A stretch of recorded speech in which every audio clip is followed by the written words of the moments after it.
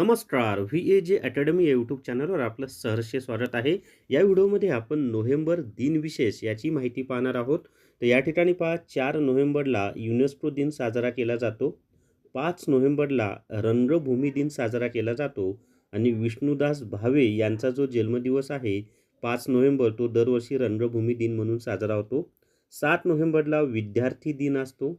18 नोव्हेंबरला राष्ट्रीय शिक्षण दिन असतो. या ठिकाणी लक्षात ठेवा शिक्षण दिन असं म्हटलंय म्हणजे नॅशनल एज्युकेशन डे. आणि 18 नोव्हेंबरला हा का साजरा केला जातो तर भारताचे पहिले शिक्षण मंत्री मौलाना अबुल कलाम आझाद यांचा जन्मदिवस हा 18 नोव्हेंबर असतो. म्हणून दरवर्षी 18 नोव्हेंबरला राष्ट्रीय शिक्षण दिन साजरा केला जातो. आणि 5 सप्टेंबरला राष्ट्रीय शिक्षक दिन असतो म्हणजे नॅशनल टीचर डे 5 सप्टेंबरला असतो.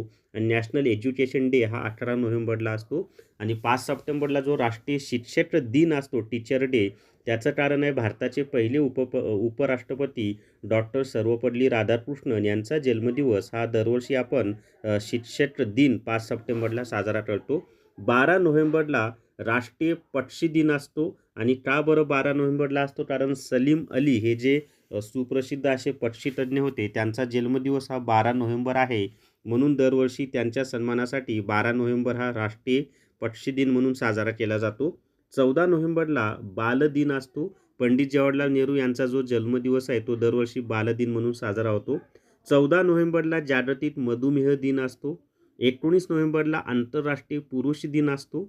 आणि 26 नोव्हेंबरला संविधान दिन असतो. त्याचं कारण असं आहे की 26 नोव्हेंबर 1949 या तारखेला घटना समितीने संविधानाचा स्वीकार केला. म्हणून दरवर्षी 26 नोव्हेंबर हा संविधान दिन म्हणून साजरा केला जातो. आणि 26 जानेवारी 1950ला भारताची राज्यघटनेची अंमलबजावणी करायला सुरुवात झाली किंवा लागू झाली.